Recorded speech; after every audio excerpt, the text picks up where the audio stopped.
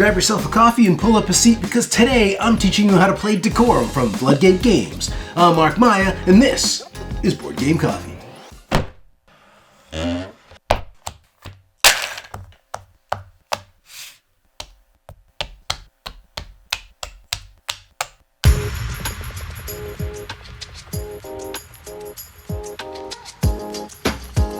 Living together isn't always easy, and getting the place to a point that makes you both happy is tricky business, especially when you both like different things and nobody says exactly what those things are. So you can either work together to find that happy compromise, or it's time to move out. Decorum is a cooperative hidden information game that plays 2 to 4 players and revolves around decorating a house to satisfy the needs of everyone who lives there. Thing is, you can't tell anyone what those needs are. In this video, I'm going to be teaching you how to play a 2-player game of Decorum, which plays out over a 20 campaign scenario. But if you hang around till the end of the video, I'll teach you how to modify your experience to play a 3 to 4 player version of Decorum using these standalone scenarios. And as always, if you're looking for a particular section of this rules video, check out the index in the description below. With that said, let's get to the setup. The first thing you're going to do is place the house board in the center of the table, making sure that the side depicting the bathroom is facing up. Then attach the round tracker with the 2-player side face up, and place the round marker on the first space. Now, place the object board next to the house, and load up all the spaces with the objects that match the shape and color of that space. In the end, you'll have a row of wall hangings, curios, and lamps, each of which also fits into a style category: modern, antique, retro, and unusual. Above the object board, place your 4 different wall colors. And lastly, place 3 heart tokens to the left of the round tracker with the heart side face up. You can place the remaining heart tokens and these roommate tokens back in the box. Those are only used when playing a 3 or 4 player game. Before we learn how to play, let me give you a quick tour of the house. The house is broken up into 4 rooms, and each room can hold up to 3 different objects: wall hangings, lamps, and curios. The color of the room will be determined by the color token slotted here.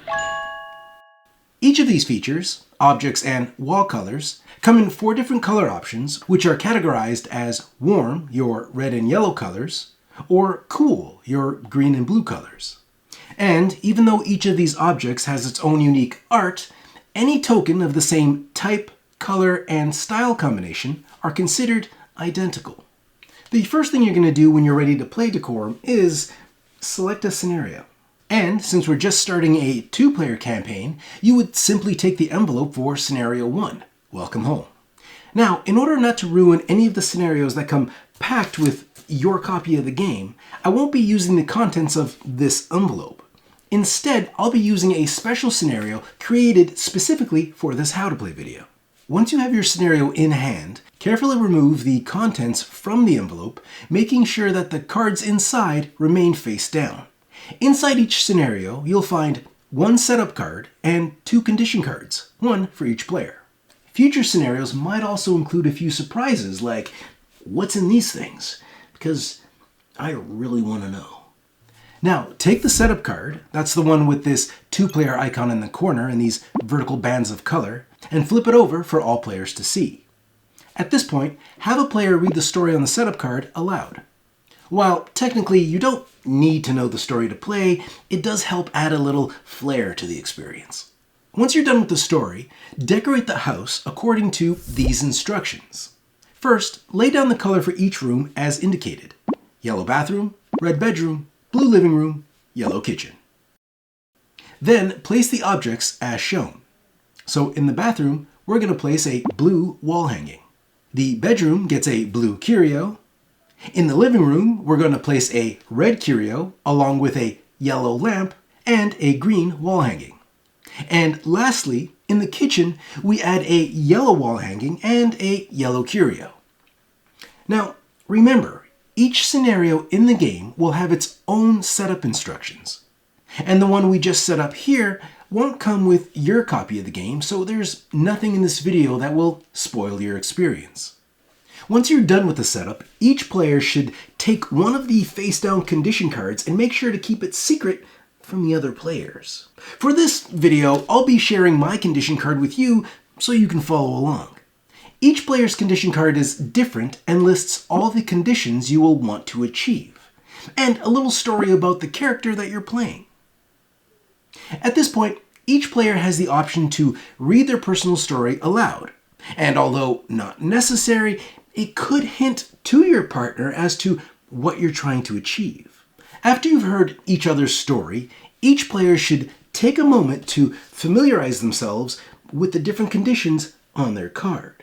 And remember, each player's condition card is different, so make sure to keep your conditions to yourself. The fate of your cohabitation depends on it. Each player's condition card will have anywhere from 3 to 5 conditions listed. Your goal as a team is to work together to modify the house in order to fulfill all the conditions listed on the cards without telling the other player what those conditions are. For example, on my card, I have 4 conditions, as indicated by these 4 check marks. The house must contain exactly 2 curios. Well, there are 3 in there so far, so one of those will have to go. The downstairs must contain more objects than the upstairs. Check. Now let's hope my partner doesn't mess that up, which they probably will. Typical. The house must not contain any green objects. Looks like that wall hanging will have to go. And rooms that contain 1 or fewer objects must be painted red. Looks like I have some painting to do in the bathroom. Now, if this was a solo game and I was playing this by myself, it would be easy. But living with other people tends to complicate things. Because as the game plays out, you and your partner will be adding objects, removing objects, painting rooms, all in an attempt to fulfill the conditions on your individual card.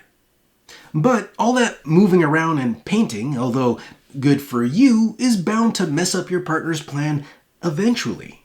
So a condition that was met before might no longer be valid because your partner decided to move a lamp into the bedroom. But the good news is there is always a solution, because no matter how dire the situation seems, know that it is always possible to satisfy all the conditions on both players' cards. The trick is figuring it out without telling your partner what you're trying to do. Decorum is played in rounds, and in each round, both players get to take 1 turn each. A turn consists of performing an action, making a fulfillment check, and receiving a comment from the other player. After the first 15, 20, and 25 rounds, players will have a heart-to-heart. This is the point in the game where players get a chance to share 1 condition listed on their card, which goes a long way to help you figure out what everyone wants and why your partner keeps insisting on painting the kitchen green. A scenario ends in one of 2 ways. Either both players have fulfilled all the conditions on their card, or after 30 rounds. There's also a scoring system so you can see how well you did, but we'll get to that a little later. The order of play in Decorum is determined by your condition cards, as indicated here. Player 1 and Player 2. And as you might have guessed, Player 1 plays first. On your turn, you'll perform an action, make a fulfillment check, and receive a comment from your partner, in that order. Let's go over each of those, starting with actions. When performing an action on your turn, you can do one and only one of the following. You can add an object to the house, as long as there's a slot available for it. You can remove an object from the house and place it back on the object board. You can swap an object from the house with the same type of object from the object board, but it has to go into the same slot. You can't take a wall hanging and replace it with a lamp. or swap a curio in one room for a curio in another. You also have the option to paint a room by simply replacing the color that's there with any of the other 3 colors from the supply. You can also pass and take no action, but you can only do this if you have fulfilled all the conditions on your card. After performing one action, check if all your conditions are met. If they are, turn to your partner and tell them, "I am fulfilled." Now, I want to emphasize that unless your card is completely fulfilled, don't say anything. You don't say things like, "Only one more condition to go," or "I just need one more blue lamp." Resist the urge to say anything. But if one player does say that they're fulfilled and the other player can confirm that they are also fulfilled, you win. The scenario is over and you can continue to scoring. But let's not get ahead of ourselves. If both players are not currently fulfilled, we move on to the comment portion of our turn. Once you've performed your action and checked for fulfillment, your partner gets a chance to comment on the action you just performed to convey how they feel about it. The comment could convey a positive response like, "I love that," or "That makes me happy." A negative response like, "I hate it," or "That's the worst thing you've ever done to me," or a neutral response like, "I'm indifferent," or "meh." Those are just a few examples of what you can say, but you can use whatever phrases suit you best, as long as they don't give away what your conditions are or supply too much information, like saying, "You should have removed the lamp instead." That's just cheating, and no one likes to live with a cheat. Comments are a great way to let your partner know that what they did either helped you meet your condition, had a negative impact on your conditions, or didn't affect your overall goal in any way at all. After player 1 has taken their turn, play passes to player 2 to do the same. Once they're done taking an action, checking for fulfillment, and receiving a comment, their turn is over, the round marker moves up 1 space, and we do it all over again. Now, before you move that round marker, check to see if the round you just finished has this heart symbol instead of a number. If it does, you and your partner are about to have a heart-to-heart. A heart-to-heart takes place after you finish a round, but before you move the round marker. But what is a heart-to-heart? At this point in the game, during one of these heart-to-heart moments, each player reveals one of their conditions to their partner. So I might tell them that I don't want any green objects in the house, and they might share with me that they don't want any retro objects in the house. I can work with that. After you and your partner have shared one condition each, flip over this heart token to indicate that you had your heart-to-heart. Then advance the round marker 1 space and continue on as normal. In a 2-player game, you will have a maximum of 3 heart-to-hearts. Your first heart-to-heart happens at the end of the 15th round. Then you'll have another at the end of round 20, and another at the end of round 25.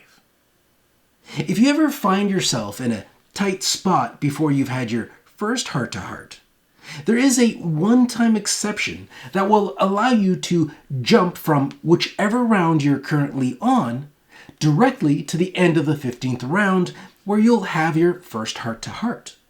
But once that's done, your round marker advances to round 16 and you continue from there. So although this does help gain some insight into what your partner wants sooner, you do give yourself fewer rounds to solve the puzzle. A scenario can end in one of 2 ways. Either both players are fulfilled, or at the end of the 30th round. Once the scenario ends, you have the option of tracking your score to see how well you did. Award your team 3 points for each condition you've met on both cards. And if you've met all conditions on both cards, score an additional 2 points for every heart-to-heart you didn't flip over. To give you an idea of how well you can score, the highest possible score for a 10-condition scenario would be 36 points. To continue your 2-player campaign, simply put away the cards from the campaign you just finished, reset the house, and open the next white envelope in numbered order. Follow the instructions on the setup card, and you're off to the races. It's important to note that whether you completed your condition cards or not, you'll always advance to the next scenario. Alright, well, that's all you need to know to play a 2-player game of Decorum. If you're interested in learning how to play a 3 or 4-player game, we'll be going over that right now. There are a few differences to the rules when playing a 3 to 4-player game of Decorum, and in this section of the video, we're going to be covering just the parts that you need to modify. Everything else will play just like it would in a 2-player game. First off, the biggest difference between a 2-player game versus a 3 and 4-player game is in the scenarios. Instead of playing through the campaign mode, which used these white envelopes, you'll be playing the scenarios found in these black envelopes. Now, these scenarios aren't meant to be played as a campaign. They're simply standalone scenarios that you can play in whichever order you want. The stars on the envelopes indicates the difficulty level of that scenario, with 1 star being the easiest. For your first 3 to 4 player game, it's recommended that you play the scenario entitled Three's a Crowd. And just like before, the cards I'll be showing you in this portion of the video were created specifically for this how to play video and won't spoil anything in the game. During the setup, some 3 to 4 player scenarios will require the use of the other side of the board, the one with 2 bedrooms and no bathroom. But this doesn't happen all the time, and when it does, it will be noted on that scenario's setup card. But regardless of the scenario, always flip the round tracker to its 4-player side when playing 3 or more players. And instead of 3 heart tokens, use all 5. When giving out condition cards in a 3 to 4 player game, give each player 1 big card and 3 little cards of the matching color. If we take a look at the big card for player 1, we'll see a list of conditions just like in our 2-player game. And when we flip over these smaller cards, we'll see those same conditions separated. We'll get to why they're separated a little later in the video. If you're playing a 3-player game, return the 4th player's big card back to the box, and divide the smaller cards amongst the other players according to the color and text indicated here. This additional card is considered to be part of your big card and adds a 4th condition for each player to fulfill.